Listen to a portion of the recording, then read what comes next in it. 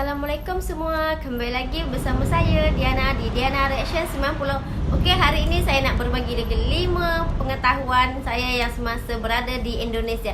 Jadi kalau korang nak tahu apa-apa sahaja, stay tune terus di video saya and not skip for my video. Okey. Okey guys, hal yang pertama adalah mengenai bawang merah. Okey, kenapa dengan bawang merah? Apa bezanya bawang merah Malaysia dan bezanya bawang merah dari Indonesia? Jadi kalau korang nak tahu apa bezanya, okey, bezanya seperti yang ada di gambar ni. Okey, bawang merah di Indonesia menariknya diorang menjual masih dengan akar-akarnya sekali. Okey, kenapa macam tu? Kerana diorang cakap kalau jual macam tu dia akan lebih tahan lama lagi, dia tahan sampai berbulan-bulan. Berbeza dengan bawang merah kalau yang tak pakai akar. Kalau yang tak ada akarnya, dia orang cakap paling tahan untuk sebulan macam tu lah, ataupun 2 bulan. Kemungkinan kalau 2 bulan pun dia dah tumbuh dia punya apa, daun bawang. Jadi itulah dia orang cakap lebih beza. Tapi ada juga ada orang yang jual bawang macam yang tak pakai dia punya akar, ada juga pakai akar. Tapi 50-50 lah ya. 50 tu memang dia orang pakai akar. Jadi kalau timbang terus dengan akar dia sekali.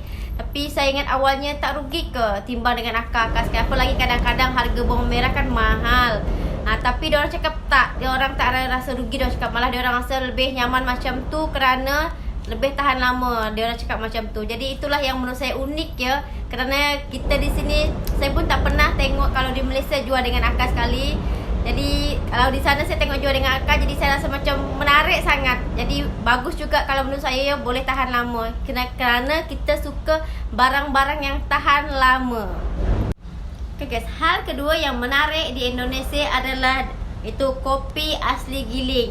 Okey, kenapa dengan kopi asli giling? Kalau orang Indonesia, tapi kalau di bahagian lain saya tak tahulah. Tapi di bahagian yang pernah saya kunjungi, diorang tu suka dengan kopi asli. Maksudnya diorang suka beli biji kopi tu, diorang beli biji kopi. Kalau diorang nak minum dia, baru diorang giling dia, ataupun diorang mesin dia, baru diorang bikin air kopi. Diorang jarang yang beli kopi pack yang udah digiling apa macam tu kan. Jadi diorang suka beli kopi biji. Kalau diorang nak minum, baru diorang giling, diorang kopi. Jadi itu kata diorang itu lebih nyaman keasliannya. Okay, saya dah pernah rasa kopi yang beli pack yang dah digiling dah jadi dengan kopi yang baru digiling. Saya dah pernah rasa. Jadi kopi yang betul-betul sedap sekali yang baru digiling, dan wangi dia yang sangat wangi sekali kopi yang baru digiling. Itu betul-betul memang rasa asli. Sebab itulah mereka suka dengan kopi yang baru dan kopi yang rasa asli. Hal ketiga iaitu mengenai beras. Okey, kalau kita beras, kalau orang Indonesia, diorang sana lebih suka menanam beras sendiri, menanam padi macam tu kan. Okey, kerana diorang cakap rasa yang diorang beli dan rasa beras yang diorang tanam tu beza sangat. Diorang cakap lebih nyaman yang diorang tanam sendiri, rasa dia macam ada rasa macam pulut-pulut, diorang cakap macam tu. Okey, kalau menurut saya memang betul sekali, kerana saya pun merasa juga. Sebab macam saya di Sarawak ni kan, baru-baru ini saya pergi ke Belawai, pergi berkunjung ke sana, dan diorang sana pun ada memberi saya beras yang diorang baru ambil, yang diorang baru giling. Diorang beri sekitar macam 2 kilo macam tu. Okey, saya masak dengan beras yang baru saya coba saya masak beras yang hari-hari saya masak, yang saya beli 10 kilo biasa je tu kan. Okey, rasa beras tu dengan rasa beras yang diorang bagi tu memang sangat berbeza. Okey, beras tu rasa dah tahulah rasa nasi macam mana kan. Jadi beras yang diorang bagi tu, yang 2 kilo tu tadi, rasa dia macam ada rasa pulut-pulut, rasa dia sedap lah. Rasa namanya beras kampung kan. Okay, siapa yang tak tahu beras kampung? Kalau namanya beras kampung, beras hitam apa semua, memang sedap. Jadi itulah sebab kenapa diorang lebih suka menanam padi daripada membeli beras. Okay guys, hal keempat yang paling saya suka adalah jamu. Okay, saya paling suka minum jamu. Okay, saya walaupun di Malaysia, saya suka beli jamu yang dari Indonesia kerana rasa dia lebih asli. Dan saya dah coba sendiri, minum sendiri, dan rasa badan saya memang cun terima dengan jamu yang dari Indonesia ya. Okay, kalau di Indonesia tu yang menariknya adalah orang yang jual jamu tu masih asli semua. Maksudnya bukan orang asli, maksudnya yang jual jamu diorang, kalau kita nak minum, baru diorang akan buat jamu kita. Kita cakap kita nak minum jamu pegelinu ke, jamu sakit badan ke, apa semualah, diorang akan bikin terus baru kita minum. Jadi dia tak macam terlalu lama disimpan. Jadi kita minum jamu yang masih baru, yang masih original. Itu yang saya suka. Dan yang saya suka juga, lelaki di Indonesia tu kebanyakan suka minum jamu. Okay, kalau kita di Malaysia macam 50-50 lah ya lelaki yang nak minum jamu. Tapi kalau di Indonesia, lelaki suka minum jamu, perempuan pun lebih lagi suka minum jamu. Jadi kalau di sana boleh dikatakan lelaki perempuan suka minum jamu. Dan senang je kalau nak buang rasa pahit apa, tinggal tambah madu. Okey, macam saya, salah satu jamu kesukaan saya adalah jamu komplit. Tapi ini suami saya punya lah. Untuk sehat wanita, jamu komplit tu dah habis. Jadi belum ada stok lagi untuk sekarang kerana musim corona, jadi kita susah nak cari. Jadi ini adalah salah satu jamu kesukaan saya. Ini suami saya punya lah ya. Okey, kerana rasa dia asli kena. Kalau saya sakit badan, saya minum jamu tu, saya buat bancok air panas apa.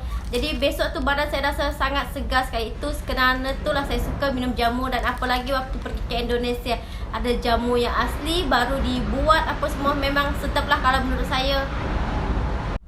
Okay, hal kelima dan yang terakhir untuk hari ini adalah penggiling. Ikut contoh ada gambar ni. Okey, di Indonesia waktu tu saya disuruh menggiling tepung beras kerana waktu tu kami nak membuat peyek. Ada orang cakap peyek kan, jadi pakai tepung beras. Jadi waktu tu saya disuruh giling tepung beras. Jadi itu adalah kali pertama saya menggiling tepung beras menggunakan cara manual. Tepung beras tu disimpan di beras tu disimpan di tengah-tengah, lepas tu di guling-guling macam apa, di pusing-pusing macam tu lah. Jadi macam taklah sakit tangan, tapi kalau kita tengok barang tu macam berat sangat, macam sakit tangan. Tapi kalau dah beras sudah masuk, dia rasa licin, jadi lembut sangat rasa dia. Jadi itu adalah sangat menarik menurut saya. Jadi saya merasakan rasa asli tepung beras tu pertama kali. Biasanya kalau di Malaysia saya tahunya beli yang dah di-pack, beli yang dah 500 gram tu dah beli yang dah jadi. Jadi sewaktu di sana saya baru merasakan keaslian tepung beras tu seperti itu. Terasa sedap rasa aslinya ya. Kita giling sendiri, kita buat sendiri, kita pakai sendiri. Jadi rasanya memang berbeza dengan rasa tepung beras yang kita beli. Memang boleh katakan sama-sama sedap. Cuma kalau mulut orang dewasa dan mulut orang tua zaman dulu-dulu, dia orang suka yang asli. Jadi waktu tu nenek kawan saya, dia nak rasa yang asli semua. Jadi dia waktu tu beras dia nak digiling jadi tepung beras. Kacang hijau dia nak digiling jadi tepung kacang hijau. Jagung pun sama, dia nak giling jagung tu jadi tepung jagung. Jadi semua benda tu dia nak asli.